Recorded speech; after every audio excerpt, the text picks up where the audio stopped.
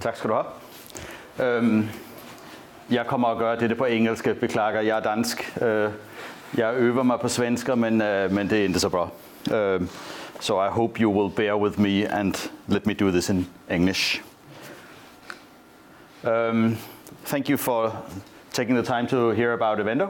My name is, as mentioned, Kasper, and I started in some of the bigger companies until, correctly, I was lucky enough to co-found a company called Sitecore, which we had an amazing journey with. Took it from a very small office in Copenhagen to a little more than 40 countries before I left it for other projects. And correctly, EQT bought it, I think it was 2017, for a little more than 1 billion euro. So I would say I'm an entrepreneur, but I'm not the interesting part here. The interesting part is Evendo, so I will skip to that one immediately, and you are welcome to ask about me afterwards if you're curious. But Evendo is in the event market. And event market, to my surprise, when I heard about it the first time, is a staggering 800 billion euro, or roughly 8,500 billion Swedish kroners. That amount is so big that it takes a little while to comprehend. But if you break it down, the event market, an event of course can be a lot of different things.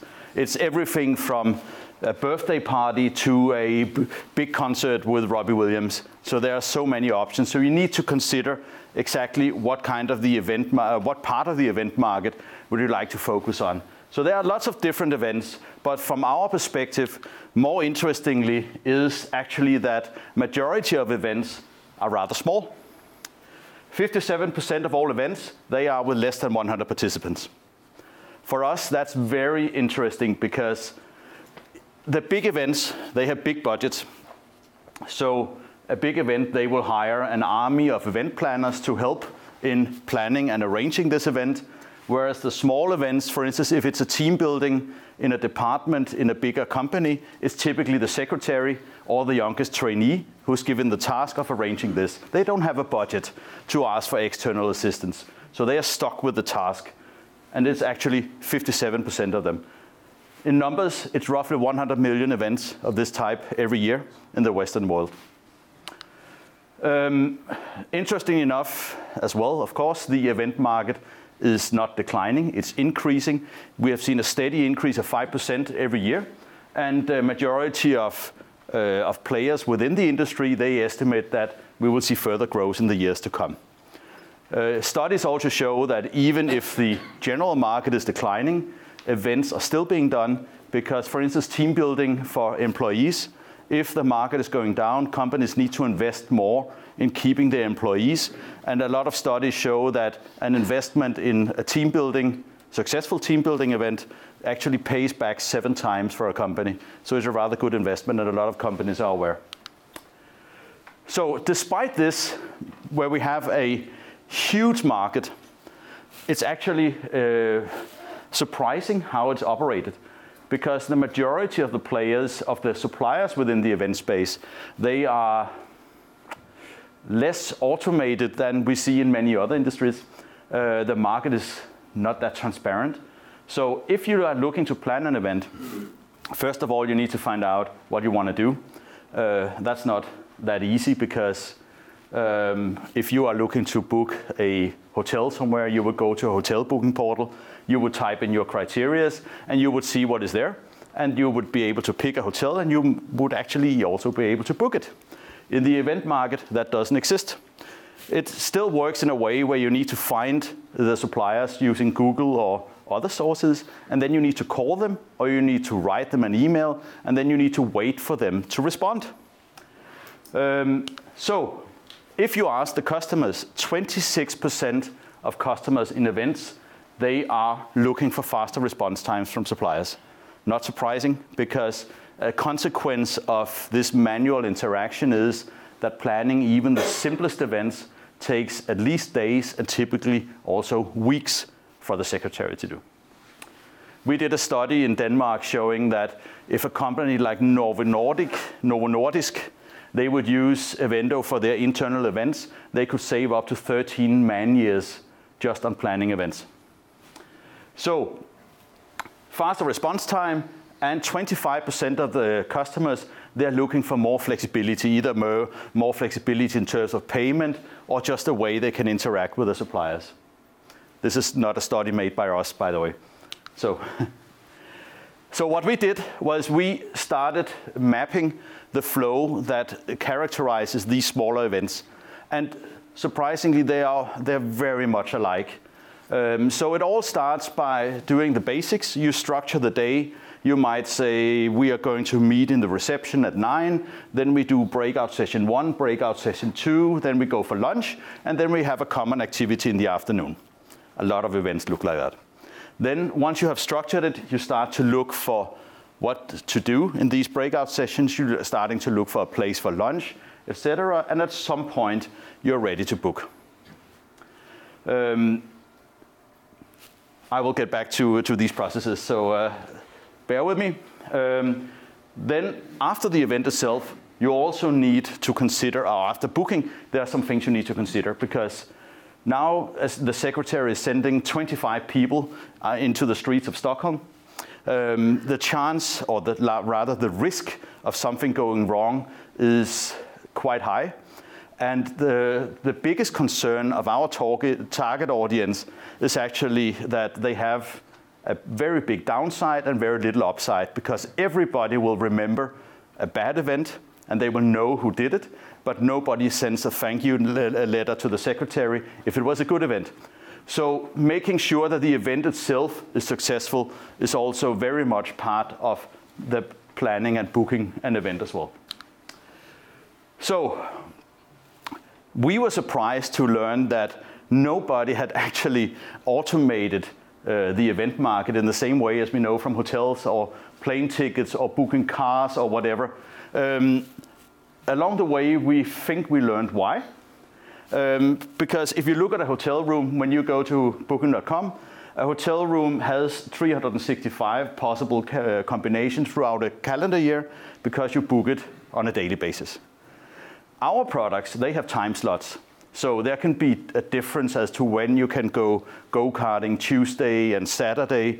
There can be difference between summer and winter and holidays, and the price might change depending on what time of day or what day a week and how big your group size is. So our average product has 155,000 possible combinations. In addition to this, an event typically has all these different activities. So now you need to deal with one activity with this many combinations, and then you have another one afterwards. And typically there are 5 or 6 different products involved in even the simplest events. They all have this complexity. So the level of complexity we're dealing with is at a completely different level than just a hotel booking. And we think it's one of the reasons nobody has done this before. So what we decided to do is put short the easiest and most efficient way to plan and book events. So what we did was basically build 4 different elements. First, we built a product configurator that aggregates products from a lot of different suppliers. Right now, we have roughly 5,000 product locations with all kinds of event-related products. We are focusing very much on activities. I'll get back to our core business in a moment.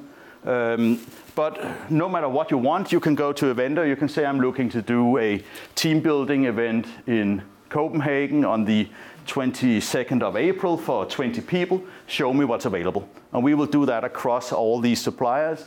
You will find all the relevant information on each product. It sounds so simple, but in reality, normally you would need to call the supplier to ask, are you available this Tuesday? Can you accommodate a group of this size? What is the price? Stuff like that. We make sure everything is available and ready at hand.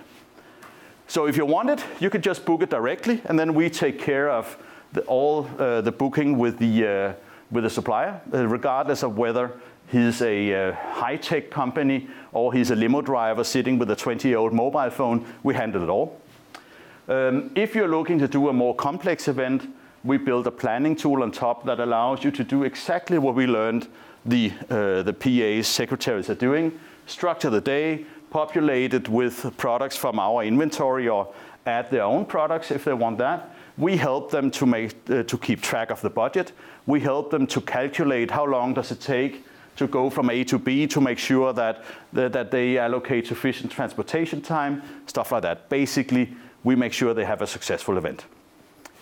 During the event itself, we have a small app that we call Evendo Go, and it's for all the participants. So when you're out there, you have constant overview of the itinerary. You know where to go next time. You even have geographical overview. You can start turn-by-turn navigation and find the supplier so you don't get lost. It will alert you if you think the first place is so nice and cozy and you are sitting there having a nice beer, it will say, hey, now it's time to leave, otherwise you won't get to the next location in time. So we basically take the participants by the hand. And of course, all the paperwork, one place. You don't need to carry anything, just carry the app. I'd love to show you how it works. I don't have the time for it, I think, so we can do that afterwards if there is time. The event space, of course, since it's so big, there are different players. We are not the only ones catering for events. But if we look at who are out there, you might know some of them. Time Out, they're pretty big in certain parts of Europe. If you go to Berlin and check into a hotel room, there's a very big chance you will find a small folder from Time Out that will tell you what you can do in Berlin. Then you can find the phone number or web address, and then you can contact the supplier and do a booking. So basically it's a phone book. There are lots of them out there doing that. But if you think of convenience and efficiency, they don't really provide any efficiency for neither the customer or the supplier because it's still a manual interaction. Then we have Eventim, Eventbrite. They are ticketing portals. If you want to go to the before-mentioned concert with Robbie Williams, you can probably buy the ticket with one of these two companies. But a full event, they're not catering for that. In fact, we haven't been able to find anybody automating it to the extent that we are doing on a global basis. I'm not saying they're not out there. I'm just saying we haven't found them. They will come in the future, no doubt about it. So, we don't think that we can automate any kind of event, but we think we can automate events that have between 10 and 100 participants. That's why the number I mentioned in the beginning with the 57% of all events is so interesting to us. If you go significantly above this, the whole mechanism of planning and booking an event changes a lot. But in this size, it's perfect, it can be automated. We're actually targeting 20 to 50, and it's simply to keep a decent average order size. We like a little more participants, but we are happy to sell to 10 people as well. We focus very much on B2B. 60% of our customers, they are companies. It's typically bigger companies. You'll see a couple of them in a moment. We, of course, if we have a bus, which we do plenty of, then if somebody wants to book it for a private party, they can do that. But everything we do, our marketing, our positioning, is B2B. And then we focus on activities because all these smaller events, whether it's a team building, whether it's a Svenshexer, is that correct? I'm learning. They all have some kind of activity in them. So that's the first thing people look at. And then once they have that in place, they figure out, all right, how do we get from A to B? Where do we go for lunch or dinner? Do we need any additional services? But the activity is the centerpiece of their attention. So that's our focus area as well. The market itself, I mentioned it's 800 billion. Smaller events with less than 100 participants is 464 billion euro. This is Europe and United States only. We have learned along the way that we perform the best in, let's call it urban areas, bigger cities, because the transparency in the market is lower than it is in the rural areas. If you go to a small city in Sweden, I'm sure everybody knows the guy who owns the restaurant. They call him, and then they have arranged for the event. But if you are in the center of Stockholm or London, for instance, where do you go? So our value proposition becomes better in the bigger urban areas, and we are focusing on those. They are roughly 74 billion euro. I can, just for comparison, the hotel market, global hotel market, is 113 billion euro. That puts this into perspective. We have been working on this for a little more than 4 years. We thought, how hard can it be? It turned out it was pretty hard. We're the first ones doing it, so there's nowhere to look for solutions. We have to basically figure it out by ourselves. It's trial and error. It takes a long time. It costs a lot of money. So far, we have invested roughly 40 million Swedish. And we have now reached a level where I'm happy to say that we are so automated that we can open up new markets with very small investments. We see our individual markets turning cash flow positives, which is very important for us, of course. So right now, we are at a point in time where we are looking to scale. We are now in Denmark. We are recently launched in UK. And we are looking to add a series of more markets to Evendo within foreseeable future. Operating in Denmark has given us a lot of insight into how well can we perform with something like this. We have seen consistently 30% month-on-month growth. From year 1 to year 2, our growth was 506 or 508%. We have reached a level, and this is for me the most important, where each order contributes positively to the business. You will see a lot of online businesses where they need to have 3 orders from the customer before they start making money on them. With us, we have reached a level where the first order actually gives us money. So we can buy a customer for less than he spends with us at the first order. And we have done this by using only Google AdWords. And that sounds stupid. And it would be if it wasn't because there was an intention with it. Google AdWords allows us to get very specific numbers of how much traffic can we buy and what is the price for that traffic. Then we see what happens when we take the traffic, put it into the Evendo portal. Then we can see how do they convert, what is the average order size, etc. And then we can ask Google, fine, how much traffic can we buy in London? How much traffic can we buy in Berlin? What is the price? And then we can put it into the same model. And then we are able to predict how will we perform in all of these different markets. So we like to analyze things and we like data. I mentioned that we have some of the bigger companies in Denmark on our customer list. We have many more than these, but I thought you might know some of them. Unfortunately, we are not in Sweden yet, so I can't really put any, I can't show off with any nice Swedish companies here. We see, are there any Swedish?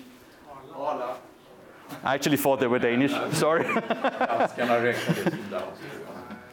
We think it's Danish, but you can have it. The nice thing is we see some of these coming back again and again. And of course, what we are looking to do is to, once we have had one secretary within Arla use Evendo, we would like her to tell the others, because that's a way we can grow within those different businesses. Based on our historical performance, and that means that we are not expecting to do things any better than we have done in the past, but we are going to operate in Denmark and in UK. We predict a revenue this year of roughly 104 million Swedish. That's for those 2 markets. We still think that we are going to be negative in our earnings, and that's because we still invest a lot in our platform, our concept, and growing to new markets. And every time we do go into a new market, we do have an investment. It's not a huge investment, but it's there.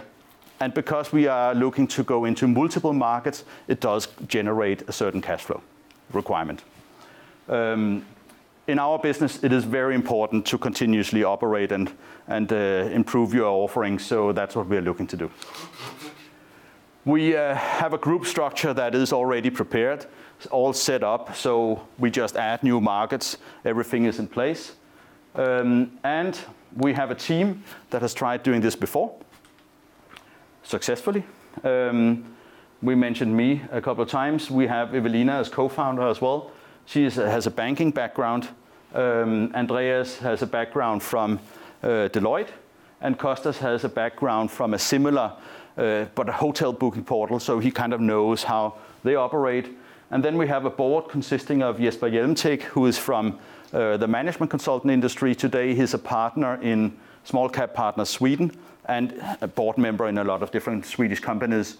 Jens is vice president of Bang & Olufsen, the hi-fi manufacturer, if you know them. Ivan is a Danish guy living in London, has been doing events for 20 years and is operating a concierge service out of London. So we think that we have, let's say, what it takes to grow this before. I've done it as well a couple of times, so we know what we are going into. And that's Evendo. Bra, tackar för det. Spännande. Jag pratar svenska, det går bra. Ja, det går bra. Ja, bra, trevligt. Jo, jag undrar ju lite saker. Ni går ju till börsen nu, till First North, och ni tar in lite kapital. Vad ska ni använda kapitalet till? I better respond in English just to make sure I don't. It's very simple, growth. The money we're taking in are going to be spent on development of the platform and growing into more markets.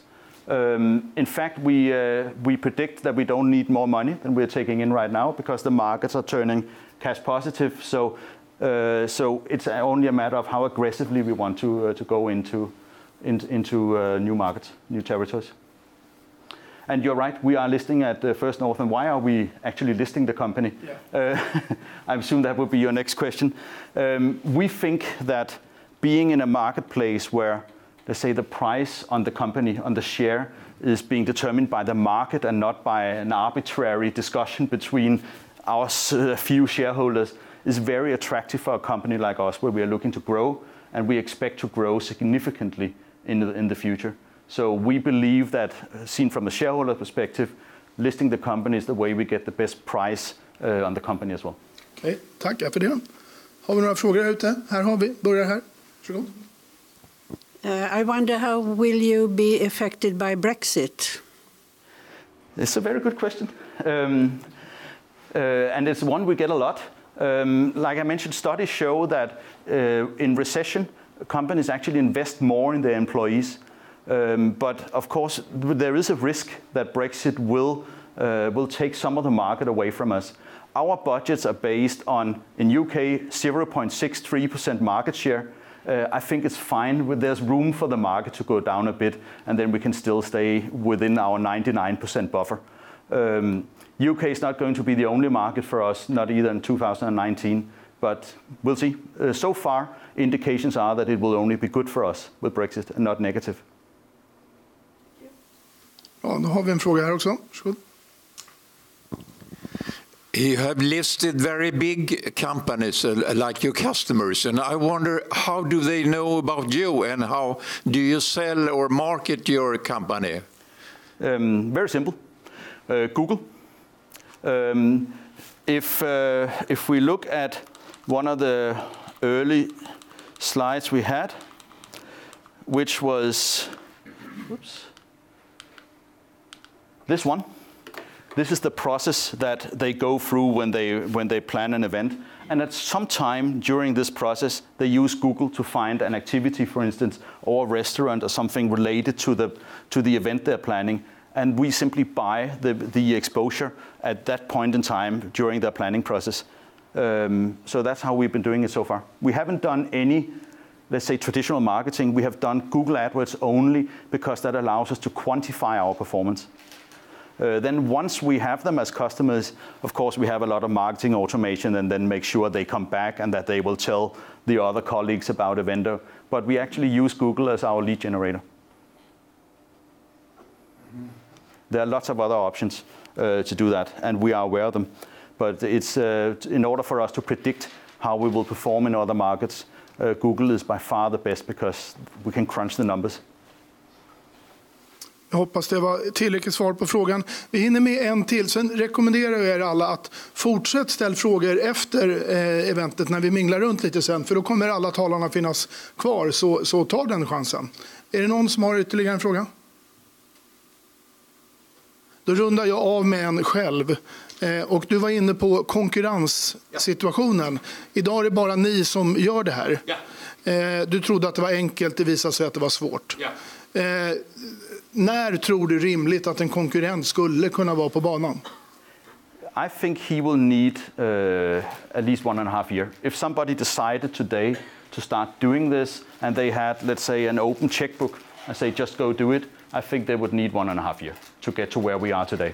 Which is why, of course, we continuously invest in improving our platform, our offerings. There are so many other areas where we can go and help the suppliers and so many more revenue streams we can open up for. So for us, it's just a matter of priority. But we are investing to make sure that competition will stay behind us. Bra. Då tackar vi för det. Tack Jesper.